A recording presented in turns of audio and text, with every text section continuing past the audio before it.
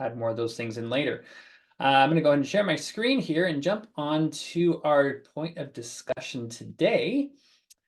And that is going to be around a feature that is perhaps one that's a little bit underused or just ignored by many users, and that is the quick check feature here in the software. So looking at, if you're on your project tab, looking across the top over here to quick check, that's located right here and has this type of look. And the intent of quick check really is to allow you, as you run through um, your project and you finish it up, to do a final check and a final review, and to allow you really to eliminate errors. And that's really, as far as what we tell people, the value of quick check is just, it's like, cheap insurance. Is it going to catch every possible mistake? No. But will it catch some of the obvious ones and some of the things that you may just miss from time to time? The ones that are sort of the slap your forehead type of moment of like, boy, how did I even do that? And so it's really just really easy to set up and really easy to leverage. So encourage you to look into using this if you're not using it already today, or if you are using it, making sure you're using it as effectively as you can. So looking here at the Quick Check tab, there's two sides to this. You'll see there's the general information side, and then there's the potential errors side. You actually may be more familiar with the potential errors side than the general information side. I'm going to start over here on the general info side. The idea of this is really to give you like a 30,000 foot flyby view of your project after you've done with it. So I'm going to come here to my general information tab. I have my project done. I'm going to click the refresh button, and it's going to just dump out a bunch of information for me about uh, the project. And you can see here on the left-hand side that we've got our just a summary of the different information going on. So for example, we can look here at stud quantities and be able to see, oh, okay, we've got interior studs and we have exterior studs. And that right there might be a flag to me of like, oh, wait, garage, where's the garage? And so if I jump back over here to the plan, I can see, okay, do I have garage studs? Did I miss them somewhere? And lo and behold, look, I've drawn my garage wall. Why isn't it there? And actually, if I was to come over here, just minor segue, if I was to come over here to the potential errors section, notice I have a warning here that says I've got a 6-inch garage wall that wasn't actually drawn yet. We'll get back more to this section in a moment, but even just to show you, here's another little feature that's handy when you have an unlinked error like this. If I was to come over here to the page and just like be on a totally different part of the plan, but if I wanted to figure out, hey, where is that thing that it's unlinked that I've drawn? I can click on the zoom to button, come back to the plan tab, and now I'm zoomed to that very specific page and location where that item is drawn. So it's easy to find and understand, oh, what did I draw that I didn't actually link? But coming back here to the general information tab, so if I was to actually, link this into my list now, I'm going to set this over to my house and main wall pack. So I'll send that over there. And now if I come back here and I refresh my page, now I'm getting those garage studs. So, there's one example. I can look at my floor decking. If I had multiple different types of floor decking, that would show up here. It also gives me that square footage. Looking down through gable sheathing. So here's another interesting thing that comes to makes apparent is if I've called some multiple sheathing types in cases where I shouldn't have. So I've got gable sheathing here. If I look at my material list and come down to my roof, here at the bottom, here's my gable sheathing. And, I just wasn't paying attention as I had these two different entries in two different locations. And, really, this should have been combo panel for, both of these is where it should have been. So now I'll enter that. And if I come back again to my quick check tab and refresh, I've got, my gable sheathing is now a single item. So those types of things that you may catch here on the general information tab.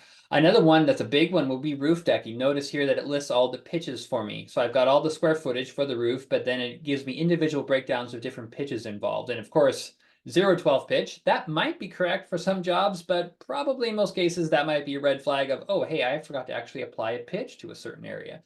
So I can jump over to, my plan, and I can say, let's go to my roof framing, and I can come to the back and say, hey, here's that 0-12 pitch. This really should have been a 4, and get that correct pitch applied. And that may affect your rafter framing as well. So you kind of get the idea. One final one that's a really good handy one here in the quick check area is for siding. If you have multiple different siding types, so you can see here we've got mostly 8 1/4, but I also have about 45 square feet of shingle siding, and that could be even more disparate if you want to say that, where you have multiple different siding sizes and places. So you could use that total square footage that's listed here in order to come to a better value to use for your house wrap. So that may be something that's useful for you as well.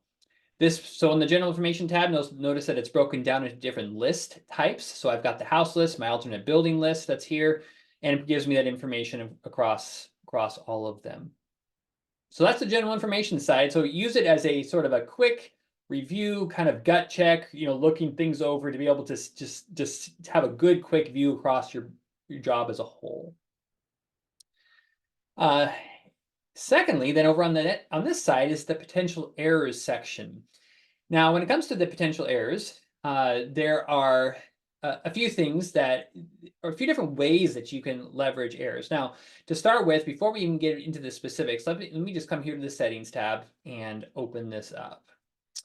This is where you can control what is actually showed to you, which, by the way, you can actually do that over here for the general tab. If you don't want some of this information to show and you just want to see the stuff that's relevant to your type of work, then you can go ahead and certainly change those settings there as well.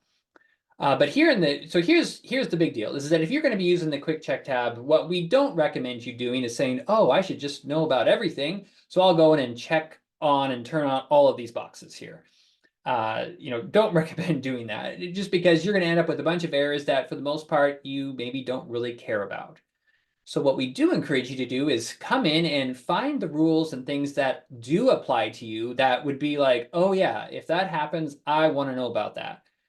That way, whenever you get a warning, that's something that pops up for you, that you're not just going to just dismiss it and say, that's nothing. Instead, you'll know that I really, really want to act on that. So a couple different types of rules that you can have checked for you. One would be just like, as we can see with this headers, is just something you've just plain missed. It's like it's not anywhere in the list. It's nowhere to be seen. It's just you just forgot to call it. So that would be one type of warning that the quick check could give to you. Another one would be a related type of application. So what that could come in a few different types of forms. So for example, we could say, like, here's one that's called here, eave soffit framing. Did we include eave closed soffit or eave closed soffit luminaire? Did we actually, if we called for eave soffit framing, did we actually call the soffit itself? Or another one, we called the roof decking. Did we actually call roof shingles as well? So it might add those things and check for those as well throughout the project. So, call one application, get another one. But another flavor of that, as you look further down here, would be like this one here, floor joist with a matching rim depth. So now we're not just talking about did I call rim, but did I actually call rim that was the same depth material as the floor joist I called? That the classic mistake, right? You send 14-inch, floor joist and 11/7/8 rim. And you might say, well, why would I do that? But maybe if it was a revision job, and you came back to it and you changed the floor joist to 14-inch and maybe the rim to 14-inch, but then you forgot the floor joist blocking to be 14-inch. So you could be checking for things like that. Like here's another one, floor joist blocking with matching blocking depth. So there's another sort of corresponding item that you could check. You call one thing and you have something else that's related. Another type of thing that you might, as far as a rule type, might be, are you calling something that you shouldn't? So an example of that, maybe you're more focused on engineered wood only. And there's some cases where you call out a lumber beam or a steel beam because it's a good placeholder in your drawing as you work on it, but you really wouldn't want to put that into your material list. So even though you might want to visualize it, you don't want it to be shown on the list. So you might want to add like a lumber product check or a steel product check that would say, hey, did I actually call this, this material? And if I did, I want to know about it so that I can get that back out of my list if I accidentally got it in there. So, there'd be another example of a rule that you could create. So let's just create, as we finish up this review of the quick check feature, let's talk about how could we create a rule for a particular job. So I'm going to, or not for a particular job, but just a rule that's more unique. That's maybe like these, but it's more specific to what you want. So I'm going to click on the rule creator button.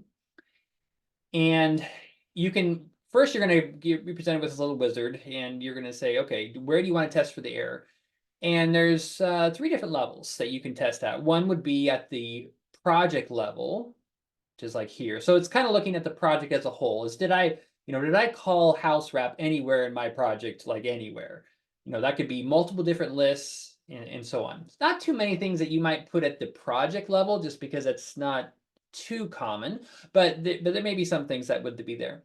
Secondly, would be at the individual list level. So, if you have multiple lists like building 1, building 2, building 3, you could have something, hey, did I, in each individual list, did I call headers? Because it may not matter so much if you called them, did I call them in the basement or above? Just generally speaking, did I call headers?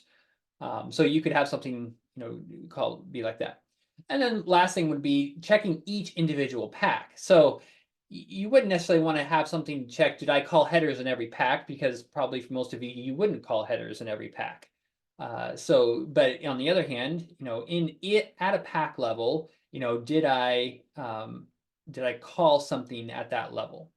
So I'm going to choose pack. I'm going to choose next. Now here's a rule that actually isn't built in by default, so there isn't one in there, but you may actually want to create. This is a really handy one. A lot of similar ones that we've already talked about, but down at the bottom is this: material does not exceed the maximum stocking length. And then also this one up here, material from a specific category does not exceed a specific length. So in this case, like if you wanted to make sure that no engineered wood, was above 60 feet, even just regardless of your stocking lengths, you could set a rule for that. Or if you want material to not exceed the minute maximum stocking length that you may have set for it, so this could be, is going to adjust depending on what your stocking length settings are. I'll pick this one. I'll click next. And now it's going to, as I finish up, it's going to ask me a few questions on this type of screen. They may be different depending on what rule type you pick. In this case, the only thing to really set here is what is the severity of the error? Now this is, for the most part, these options really are just sort of different symbols, and they don't behave too much differently, but they might give you a sense of like, how important is this for me to pay attention to this as you see these little symbols show up on the different warnings that you get. The one that's different, though, is the violation level. So if you call something that is beyond, in this case, in the case of stocking lengths, if you were to call something beyond and you violate this rule, this actually setting will keep you from outputting a job. Basically, you need to fix this. It won't even let you bypass. You actually have to fix it. So just for example, if I create this error or create this rule, and I'll set it at the violation level, I'm going to click create rule.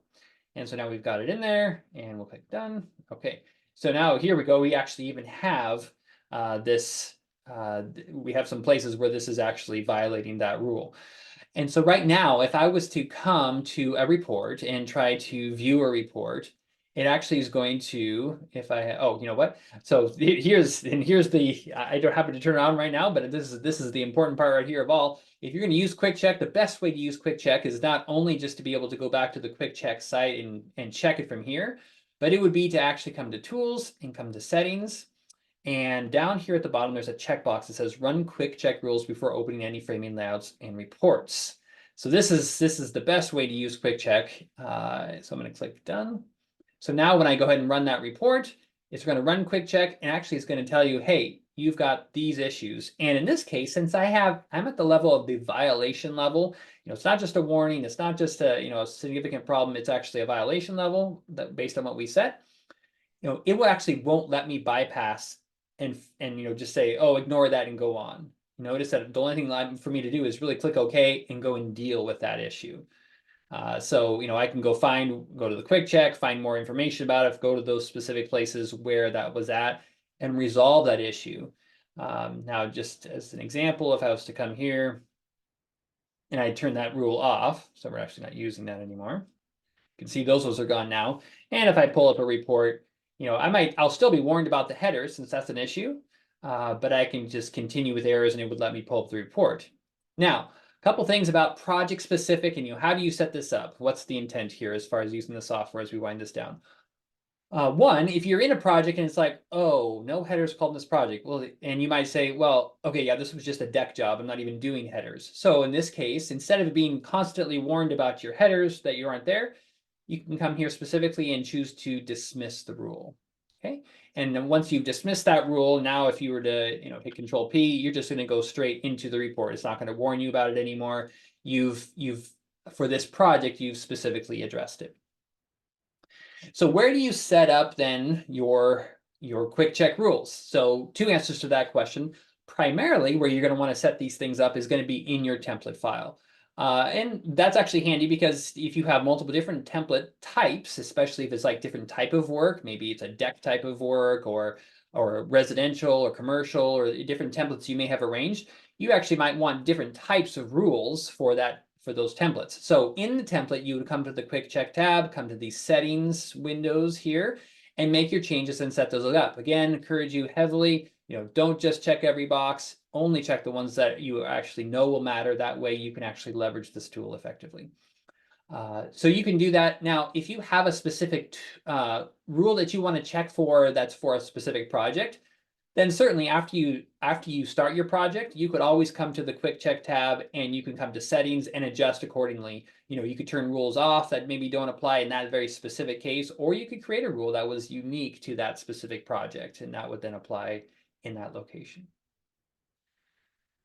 So that kind of brings us there to the close of our little webinar here today. So thanks for jumping on. We'll leave the Q&A session open here for a few moments longer, but encourage you to make use of that quick check feature. Leverage it. There's a lot of good opportunities there to heighten the accuracy of your takeoffs with really little investment upfront. So take advantage of that feature. Again, we'll leave the quick check or the Q&A questions open over here for a few minutes longer. You can leverage those for a few moments. And then if you have more thoughts about what you'd like to see us cover in future webinars, be sure to send us an email at support@prebuiltml.com. And we'll also be reviewing that feedback you gave to us earlier this session. So thanks so much. Have a good afternoon.